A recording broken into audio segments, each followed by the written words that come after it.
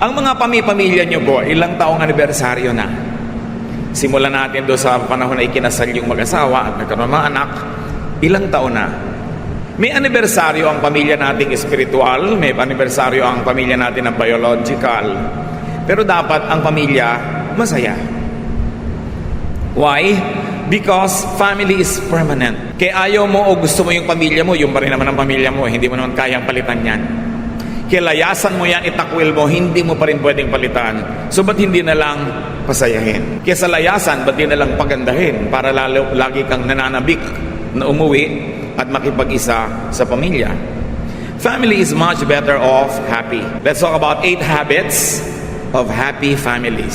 Galing lahat ito sa Proverbs 15. Ano nga ba ang kostumbre ng mga pamilyang masasaya o ng pamilyang sasaya? Dear God, we thank you that we have the Proverbs. Salamat na yung karunungan ng mga matatanda noong unang panahon pa ay nabuo, nasulat, at hanggang ngayon pwede naming pakinabangan. Nananalig kami na ang mga karunungan ito sa inyo nagmula at itinuro nyo sa marami mga saling lahi, at ngayon nais naming makinabang. Buksan nyo po ang aming mata, ituro nyo sa amin ang pinakamagandang paraan ng pag-unawa ng matatandang kasabihan, at ito'y maging kapakipakinabang sa amin ngayon. Be our speaker. Give us the wisdom to understand your word, O God. Lead us so our families will be happier, will be better. All for your glory. And we pray in the name of Jesus our Lord. Amen. Proverbs 15, I'll be reading from the Contemporary English Version. A kind answer soothes angry feelings, but harsh words stir them up. Kind words are good medicine, but deceitful words can really hurt. In happy families, members speak kindly and truthfully to one another. Kung tayo ay polite sa mga strangers, kung tayo ay may nire-reserbang good manners, good words sa mga boss sa opisina, sa mga customers ng ating negosyo, higit lalo dapat pinakamagaganda yung salita na binibitiwan sa mga miyembro ng pamilya. Kasi yung customer, pwede namang maputol ang relasyon nyo. Yung mga boss mo, mag-resign ka lang, hindi mo na boss yan, pero ang pamilya mo, pamilya forever. Kaya dapat maganda ang salita. Mabait. Hindi nakakagalit, hindi nakakapagpalabas ng kabangisa ng kapwa, kundi nakakapagpalabas ng kanyang kabaitan. We are polite. If you have to have a happy family, and if you already are happy, and you want to be happier, improve every day on this department. Politeness. Kagandahang asal. Proverbs 15:5, don't be a fool and disobey your parents. Be smart. Accept correction. In happy families, the children are wise to obey and accept discipline from their parents. Young people today might be tempted to think that they know better than their parents. At some points, they probably can be better informed. They can be more knowledgeable, but there is no way that they can be wiser. Wiser comes with age. It comes with experience. It comes with a lot of time. Kaya kung minsan, akala ng mga kabataan ngayon, kabalibahas at marami silang access to knowledge, to technology, that they no longer need their parents' advice and discipline. But no. Experience, age, and very especially love makes for excellent guides and life mentors. Dahil mahal ka ng magulang mo, dahil lang doon, magtiwala ka na sa kanyang ipapayo. Hindi man perfect ang payo, magkamali man, pero maganda pa rin ang dahilan kung ba't ginagawan ka ng ganyang turo o ganyang disiplina. Proverbs 15:20, children with good sense make their parents happy. No? But foolish children are hateful to them. Pinakita dito kung sino talaga yung matatalinong bata. In the happy families, the children are sensible and the children make their parents happy. Gaano karami sa mga anak ngayon na ambisyon nyo every day to make your parents happy. At sabi sa Biblia, ang matalinong anak, pinapasaya niya ang kanyang magulang. How much is this a part of a son's or a daughter's daily objective? Why do you want to make your father happy? Because a happy father is a better husband to your mother. A happy mother is a better wife to your father. And a happy couple will lead the family into greater happiness. Meron tayong ministry sa isa't isa. Hindi lang tungkulin ng magulang na pasayahin ang anak. Tungkulin din ng anak na pasayahin ang magulang. And when everybody is happy or happier, we create a home that we long to go back to all the time. Masaya yung atmosphere. Pinananabik ang uwian, hindi pinagmamadali ang layasan. Of course, in happy families, parents lead and discipline their children. And the parents are united and consistent. How can parents lead and discipline their children effectively?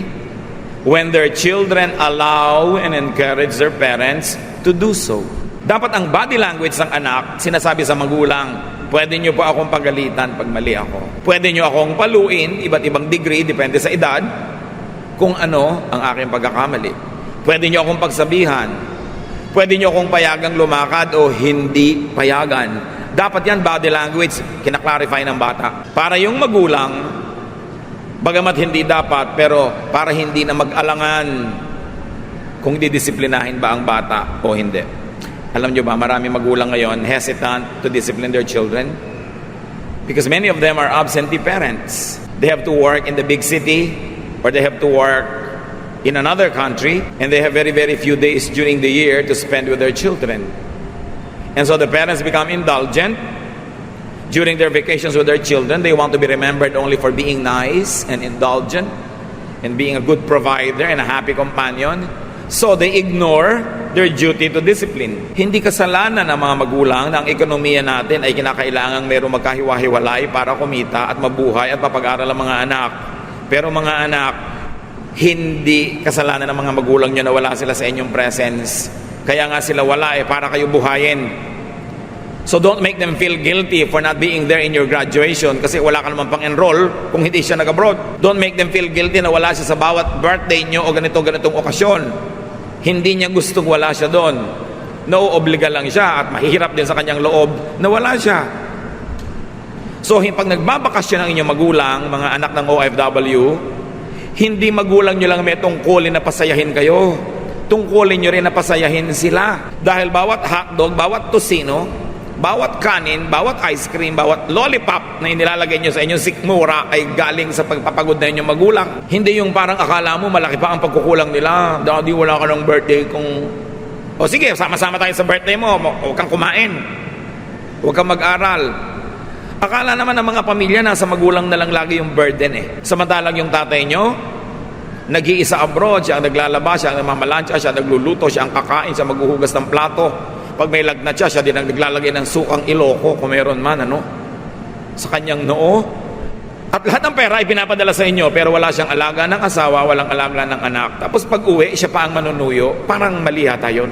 Siyempre, mga nanay naman, dapat at yung kakain kayo ng inihaw na bangus, may picture yung tatay doon sa table. O mga anak, kaya tayo may inihaw na bangus at may sausawan pa tayo dahil ang tatay nyo nasa abroad.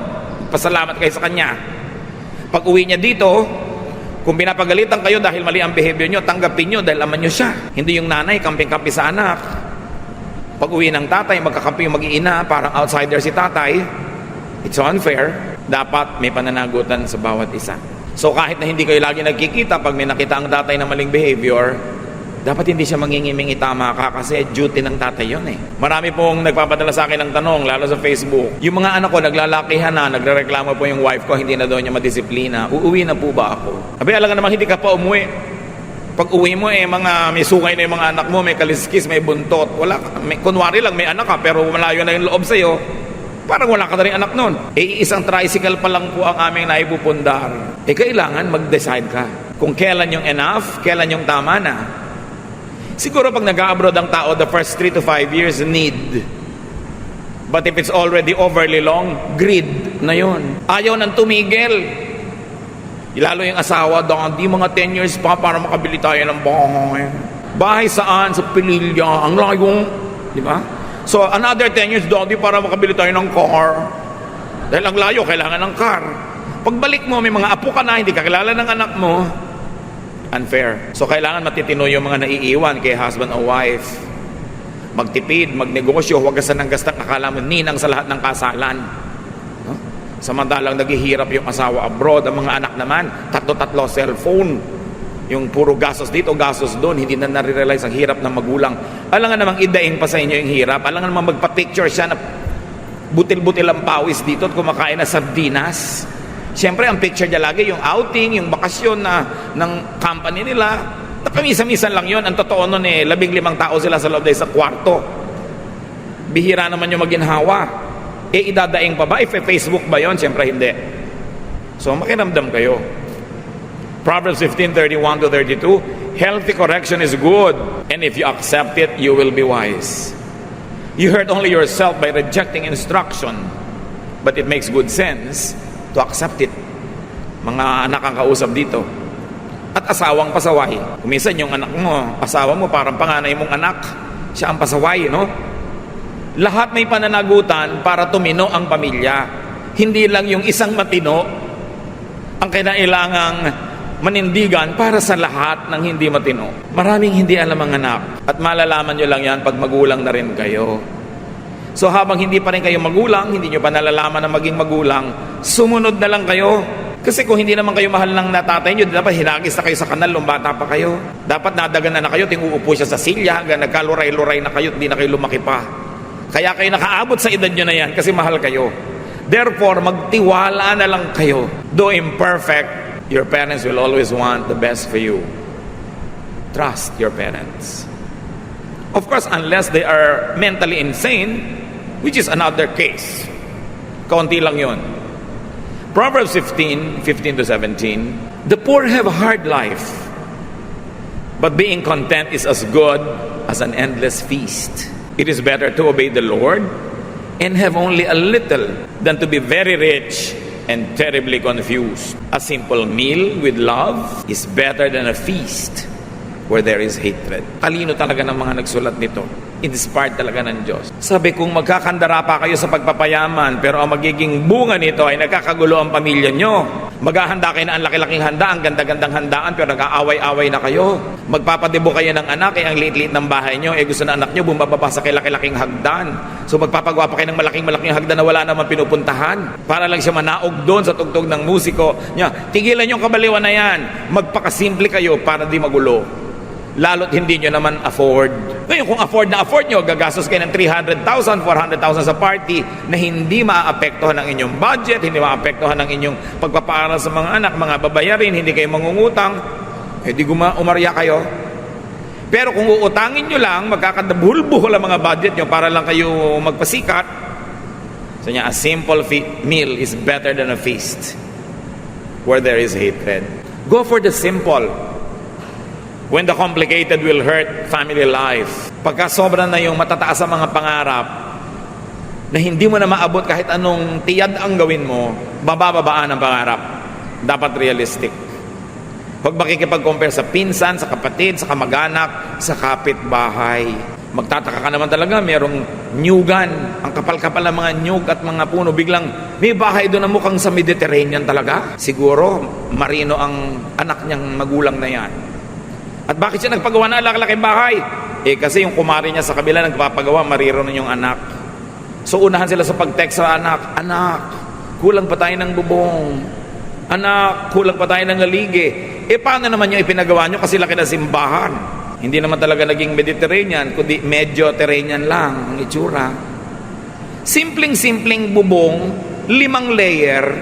Nakakita na kayo ng mga bahay ba ngayon na parang walang wala sa lugar? Simpleng-simpleng bubong, pero ang dami mga sub-bubong na letter A na ganon. Yung para mga bahay ni Dracula. So, bakit ang dami mga layer-layer ng bubong? Saan nakuha to? Nagkausu-usuhan, nagkagaya-gayahan yung kapitbahay. Lumalaki tuloy ang gasto sa yero. Sa halip na simple na lang. So go for the simple. There is great godliness in contentment. For we brought nothing into the world, and we cannot take anything out of the world. Hindi natin tinatanggalan ng mga kapatiran natin ng pangarap. Pero ibagay sa realidad ang pangarap. Pagdugtungin ang langit at lupa, hindi yung nakalutang ka para abutin mo ang ulap, pero hindi ka na nakatungtong sa lupa. Dahil babagsak at babagsak ka. Proverbs 15:27, being greedy causes trouble for your family. So kailan titigil? When will we say enough is enough? Kailan natin sasabihin sa daddy nyo, anak, na Huwag na siya mag-abroad, magsama-sama na tayo dito uli. Kailan natin papauwi ng nanay mo na 20 years ang nag-aalaga ng anak ng iba, hindi naman alagaan ng mga sariling anak dahil sa pangangailangan. Again, hindi natin sinisisi yung mga yon dahil talagang gusto lang nila makapag-provide. But when is enough?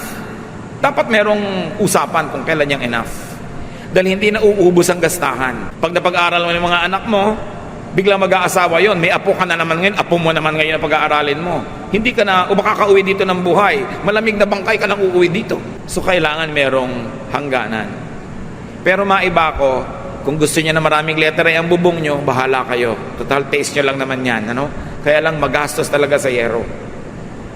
In happy families, members value simplicity over extravagance. When running after wealth would lead to ungodly confusion and quarrels. Or when the strife to be very wealthy leads to the disintegration of the family.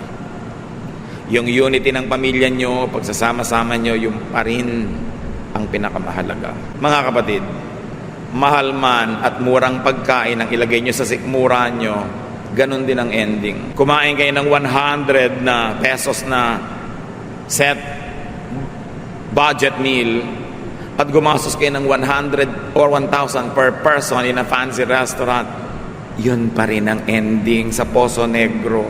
Yun din yun. So pamisa-misa lang dapat yung mga ganyang activities. 5 man o 50 ang inyong underwear, ganun pa rin yung katawan nyo. Isuot nyo man yung mahal o hindi mahal, yun pa rin ang ending. So ibagay natin sa ating mga kakayanan para hindi sobrang mabigatan yung naghahanap buhay. Proverbs 15:18, another habit of a happy family.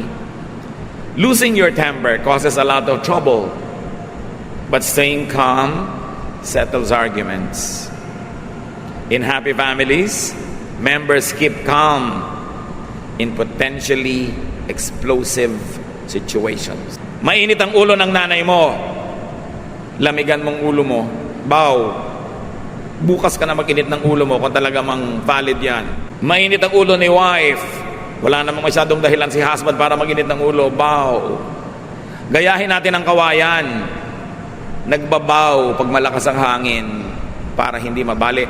So kitang-kita mo na talagang masama ang mood ng isang member of the family, huwag salubungin. Huwag niyong patunayan na mas kaya niyo na magsumigaw at mas malakas pa sa sigaw niya dahil walang magayaring mabuti. Pag nararamdaman nyo na uuwi sa argumento ang isang usapan, bite your lips, stop talking, wait for a more quiet and subdued moment to plead your cause. Gaano man kahusay, karunungan sasabihin mo, pero kung wala naman nakikinig dahil mainit ang ulo niya at sumisigaw siya, what's the point in speaking? Palampasin. Mas matindi ang galit, ang mood, mas mabilis mawala, parang ulan. Pag sobrang lakas ng ulan, makakaasa kayo, hindi lalampas ang 10 minutes, tapos yun. So pag gano'n na gano'n, very intense ang feeling ng member ng family, hayaan nyo lang, mag-express.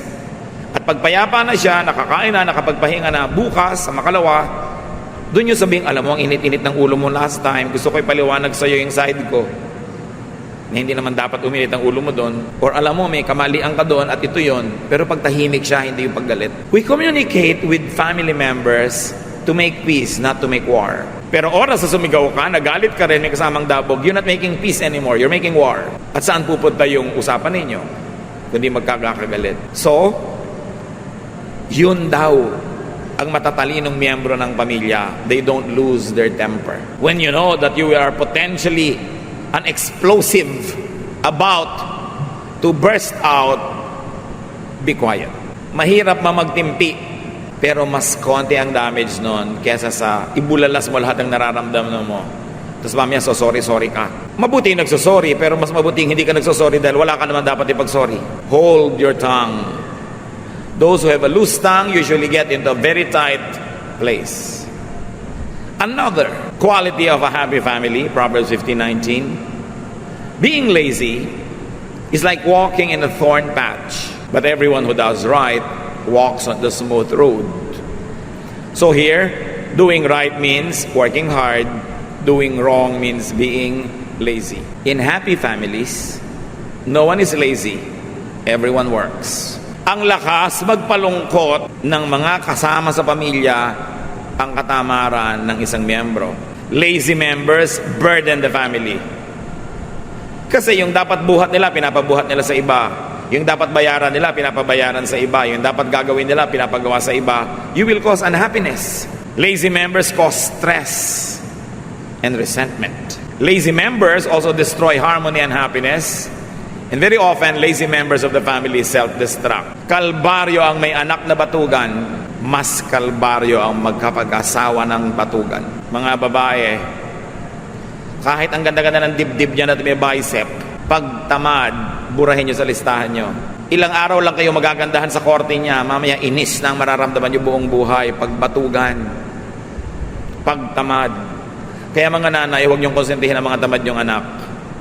Kasi ite-turn over niyo sila sa mga papangasawa, walang kakwenta-kwentang tao, kawawa yung mga papangasawa. Yung mga tamad na ayaw magtrabaho pero gusto maganda yung cellphone, mga walang ginagawa kundi magparumi ng damit, hindi naman marunong maglaba, kain ng kain, hindi naman marunong magligpit ng plato o magluto. Sa family lahat natitrain yan. At madalas, hindi lagi pero madalas, behind a very tamad na anak, isang konsentidorang nanay. Yung tamad na lalaking ganon, napangasawa mo, ang tamad pala, kadalasan yung biyenan mo ang may kagagawan niyan kasi binaybi si tamad. Alam niyo bang magulang lang nakakapagtyaga sa tamad? Pero ang asawa hindi. Kung akala nyo na pagtsatsagaan kayo ng asawa nyo dahil ang tamad nyo, nagpa-private message na sa akin, tinatanong kung lalayasan na kayo. Pinipigil-pigil ko pa lang, ano? Baka akala nyo magtitiis yung mga babaeng yan forever, ha? Hindi kayo nakakaramdam. May himagsikang bigla na lang sisiklab. Don't be too sure. Pagka wala kang i-contribute sa inyong family income, ikaw pa yung gastos at nang bababae ka pa. Kadalasan, magkakasama sa isang tao yun. Huwag kang pa kasi sigurong pagtsatsagaan ka ng asawa mo forever. Proverbs 15:22-23, without good advice, everything goes wrong. It takes careful planning for things to go right. Giving the right answer at the right time makes everyone happy. So another habit of a good family, good advice is given and taken. Ang mga pamilyang masasaya, nakikinig sa payo ng isa't isa o payo ng outsider na nakakatulong sa pamilya, at sila man sinisikap magbigay ng magandang payo sa isa't isa. At paano nyo nagagawa yon? Pinapatalino mo ang sarili mo para pag may nagtanong na family member, makasagot kang tama. Hindi yung inay, ano po kaya ang gagawin ko sa asawa? Kaya ewan ko sa'yo, buhay nyo yan. Hindi ganun. Dapat nakakapagbigay ka ng matalinong advice. Kaya kailangan pinag-aaralan mo ang buhay. Pinag-aaralan mo ang salita ng Diyos. Nag-o-observe ka para pagkailangan ng katalinuhan, may makatas naman sa'yo. Tungkulin ng bawat isang miyembro ng pamilya na magpakatalino. Kasi bawat isang hindi matalino, pabigat. Tayo naman kasi mapagmahal sa mga kamag-anak, lalo immediate family, hindi naman natin talaga tinatapon. Anong ginagawa natin? Pinagtsatsagaan nating pasanin. Hirap na hirap ka, pero pinagtsatsagaan mo, ito ba ang gusto nating ibigay sa kapwa natin sa pamilya na mahirapan dahil sa atin? Dapat nahihirapan lang sa atin dahil sobra ka pang bata o sobra ka ng matanda kaya hindi mo na maalagaan ang sarili mo. Pero pag nasa gitna ka nun at malusog ka naman, hindi ka dapat problema, hindi ka dapat pasanin. Kasama ka sa lumulutas ng suliranin, hindi ikaw ang suliranin. This is what godliness is all about. So in happy families, that's what happens. Good advice is given and taken. And their diligent search for wise advice produces happiness. Pagka nalulutas sa mga suliranin, lumiliwanag ang madilim, tumutuwid ang liko, ang kasunod nun, kasiyahan, kapahingahan. Proverbs 15:24-25. All who are wise follow a road that leads upward to life and away from death. The Lord destroys the homes of those who are proud. So in happy families, humility is prized and practiced. Hindi masaya ang pamilya na mayayabang ang miyembro. Pataasan, payabangan, patigasan ng loob, patagalang hindi kikibo. Hindi sasaya ang ganong pamilya. Ang sumasayang pamilya, yung una-unahan sa pagpapakumbaba. Pag may mali, una-unahan sa pagsusori. Pagka nagtampo, una-unahan sa pagkalimot ng tampo para ma-restore ang relationship. Ganon ang kasiyahan. Hindi yung gustong-gusto mo nang kausapin yung kapatid mo, pero mauna siya. Pag nakaramdam ka na gusto mo na, kahit di pa siya mauna, unahan mo na, dahil siguro inaantay din niya, mauna ka eh. Kaya ang sinasabi sa Bible, outdo one another in doing good, not in doing bad. Kung magko-contest kayo sa loob ng pamilya, contest, pabaitan, paiksian ng pagtatanim ng sama ng loob, padali ang makipagbati kung nakipaggalit man. Even to outsiders. Ang isang taong mayabang, mapagmataas, kahit sa outsider, pabigat yon sa pamilya niya. Why? Kasi may makakalaban ka sa labas. Pag inattack ka nun, tinaga ka halimbawa, di ba pamilya mo rin magpapa-hospital sa'yo, dadalaw sa'yo? Pag ang yabang-yabang mo sa pinagtatrabahuhan mo, tinanggal ka sa trabaho, wala ka ngayong pera, di ba pamilya mo na naman magsusupport sa'yo? May nakaaway ka, nakipagbabag ka, nakita ng kuya mo, di ba dadamayan ka rin kung binubugbog ka na doon sa labas? So pag mayabang ka, tatandaan mo ito, ipinapahamak mo ang pamilya mo dahil tutulungan at tutulungan ka nila pag nalagay ka sa gulo.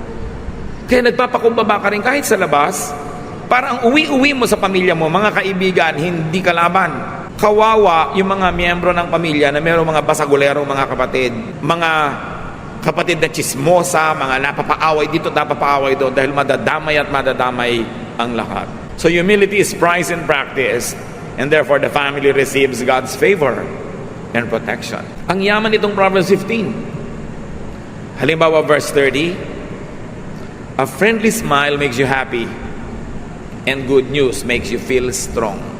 Di ba? Pag nangingitian tayo, nakakarinig tayo ng magandang balita, nakakapagpalakas, hindi lang ng katawan, kundi ng loob.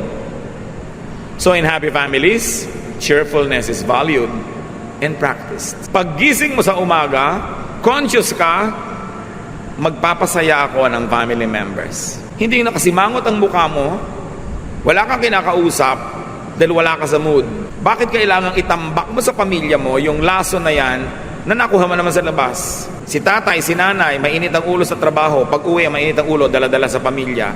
Bakit yung laso na nakuha mo sa labas, iuwi mo sa bahay? Ganon din yung mga anak. Gagawa ka ng gulo, babagsak ka sa eskwela, susunugin mo yung building, kung ano-anong gagawin mo sa school, yung nagpapakatino mong magulang, ipapatawag ng principal, yung mukha niya na pinipilit niyang pagandahin, kailangan yung kapalan dahil haharap sa principal, dahil sa ginagawa mong kabulastugan sa school. Is that fair? Tama ba na ipahiya mo yung mga magulang mo, mga pamilya mo, dahil kung ano-anong pinagdagagawa mo hindi tama? Tuloy lumulungkot sila, you don't bring them cheer. So a responsible member of a family creates good news. Good news is produced to cheer everyone. Yung nanay, exempted po ako sa enrollment fee next year kasi ang taas ng grade ko. Wow, good news, cheer. Hindi yung ano? 4th year ka uli? Hindi ba 5 taon ka ng 4th year? Bad news. Dapat ang ginagawa mo, good news. Pag mag-uuwi ka, good news. Ngayon, siyempre, life is not perfect. Paminsan-minsan, di mo sinasadya, may dala-dala kang bad news. And that's what the family is for. We support one another. Pero iba naman yung self-made bad news. Iba yung self-manufactured and avoidable bad news na patuloy pa ulit-ulit. Meron tayong pananagutan na magpasaya ng member ng family. Bawat isa may ganong tungkulin. Galatians 6:10, now therefore, as we have opportunity, let us do good to all people, especially to those who belong to the family of believers. Here, another family is mentioned, the church. Malinaw ang mensahe, do good to your spiritual family, the church. Lahat ng pinag-usapan natin kanina, apply to your church life, but also apply to your biological family. I-apply sa church, i-apply sa bahay, kasi yan ang dalawa mong pamilya. May third family ka pa siguro, professional family, kung saan ka nagtatrabaho. Pero yun naman, paglabas mo ng opisina, pwedeng hindi mo na sila family eh. Pero yung church mo, yung biological family mo, yun ang mahalaga sa lahat. Ingatan. Build your family up. Don't bring it down. 2 Kings 20:10, put your house in order. Of course, the context is another issue, but the general idea is the same. Put your house in order. Kung magulo ang pamilya nyo ngayon, magsimula ka mag-ayos noon, mai-inspire yung iba, mag-aayos din sila. Pero pag nagdagdag ka sa gulo, mawala ng gana yung iba, magdadagdag din sila. Pag lumayas ka, lalayas din sila. So you do what is good. Ang paggawa ng mabuti, nakakahawa din. Ang paggawa ng mali, lalong nakakahawa. So maghawa na lang tayo sa paggawa ng mabuti. Nung hinahanap ng Diyos ang kapatid ni Cain sa Genesis 4:9, Cain answered, "Am I supposed to look after my brother?" Of course, yes. Yun ang expected answer. So you want a happy family? Do your part. Do your part. Hindi ka lang pwedeng recipient. Dapat giver ka rin. And then get your share. That's your reward for doing your part. So examine your contribution to your family. Kung may mga family members na kailangan na natin patawarin dahil sa marami na nilang mga error, patawarin na natin para magsimula uli. Reset the readings to 0. Huwag sa negative. Kung may na-realize tayong dapat natin gawin, gawin. Na-realize na dapat tigilan gawin, tigilan. Because we all want a happy family. Kahit yung family mo, yung binuo mo lang na pamilya dahil wala ka ng biological family inabutan, ulila ka, o kung ano man yun. Kung ano yung pamilya mo ngayon, di yun ang pamilya mo. The same things apply. Do your part. Obey God. Lumagay sa lugar. At magkakaroon tayo ng mas masayang buhay. Panginoon naming Diyos, gustong-gusto ng bawat isa na magkaroon ng masayang pamilya. So turuan mo kami kung paano kami kikilos para maging positive influence kami sa buong family. Kung kami may mga kapintasan na ngayon ay natamaan ng liwanag, salamat at napansin namin para ituwid. At kung may nakita kami, pwede pa namin idagdag, Lord, na contribution. Empower us so we can be agents of peace, agents of goodness and godliness, agents of your Son, Jesus. Pagbulay-bulayan natin ng mga kapatid dito, pag-isipan, at nawa lahat tayo magkaroon pa ng higit lalong masayang pamilya. Mas buo, mas makabuluhan, at mas nasasandalan ng isa't isa. Dear Lord, as we ponder Proverbs, teach us to do our part.